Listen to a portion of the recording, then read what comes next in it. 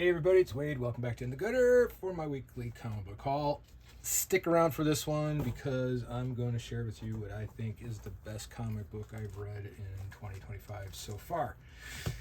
But first, we're going to start out with Fire and Ice number 5, When Hell Freezes Over, with a Terry Dodson and Rachel Dodson cover. They did the cover for all of this miniseries. I believe there's one part left.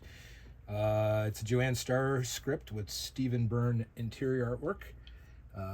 Kind of a comic book for girls, but I'm enjoying it. Continuing with the Just Spectacular collection, Daredevil number 24, the J. Scott Campbell variant.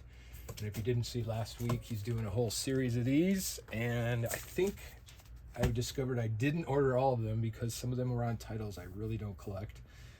And then I was looking at some of the shelf of my LCS, and they had spine ticks on them. I'm like, So I have a little bit of regret not ordering in the first place. But it'll give me something to dig around for if I ever go to conventions again in the future. All right, Spider-Man Wolverine number 4. This is a good one with the Kara Andrews cover. Enjoying the series quite a bit. This one is a Mark Guggenheim script with Gerardo Sandoval interior art. Kara Andrews, man, I like the cool, overly cartoony style, crazy proportions stuff. Very appealing to me. I enjoy these. And on to the dark side, bringing on the bad guys. Red Skull number 1. There's actually 2 sets of credits, and I forgot to take notes, but this is a Lee Bermejo cover. Stephanie Phillips and Tommaso Bianchi did the interior on the first story, and then again, this is a Mark Guggenheim script with somebody, Saint Maria, and I forget their first name, so I apologize. But there's 2 different stories in here. Mephisto, bad guys. If you've read this current run, it all ties together nicely. It's pretty dark. I mean, this one opens up with, I think they might have all opened up with a murder. So it gets off gets to a bang right off the start. That makes no sense whatsoever. I'm trying to make up a new catchphrase. EC Comics from Oni's Press. This is the Blood Type number 3. Unlike the other EC Comics, this one's not an anthology. It's an ongoing full-length story from Karina Bechko, Andrea Sorrentino, and Dave Stewart. And the cover on this one is by Miguel Marcado. Very gory, very cool. So again, in the EC style, the font and everything, the only difference is this one's not an anthology. It's good, but it's terror in a jugular vein. So for those of you who read Mad Magazine, you'll get that one. All right, so the best comic book I've read in 2025.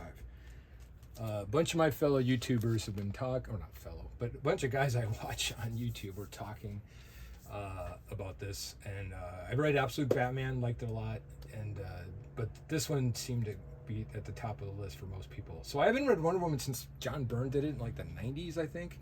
I got nothing against Wonder Woman, it just hasn't been my jam. So I picked it up because I figure 10,000 YouTubers can't be wrong, right? So this is the Absolute Wonder Woman, the trade paperback, the last Amazon. I believe it's the first 8 issues. I don't know if it says. Anyway, 1 through 7. There we go. So yeah, first 7 issues. Really good. Just a completely different take on Wonder Woman. And as you know, the Absolute story is like its own universe, of course. But it's like all the Wonder Woman stuff that you're familiar with, but sort of adapted in this new thing. So without spoiling too much, she's basically raised in hell. She's magical. She has Wonder Woman's attributes, but, it's, I don't know, it reminded me a little bit of Berserker kind of in quality, and the fact that she's riding a dead Pegasus. She's a good person, but she has evil attributes as far as her abilities and go. So it's a cool dichotomy of that stuff.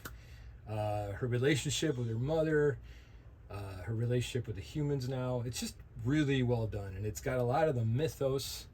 And I'm usually not into the cosmic stuff or the mythological stuff too much, but they really do take little bite-sized chunks of what makes that stuff good and apply it to Wonder Woman's story. So this is the best so far of the year for me. So I really enjoyed it, and I recommend it to everybody. Check it out. All right, well, I'm sweating to death in my 400-degree garage, so I'm going to cut it short. And until next week, keep your mind in the gutter.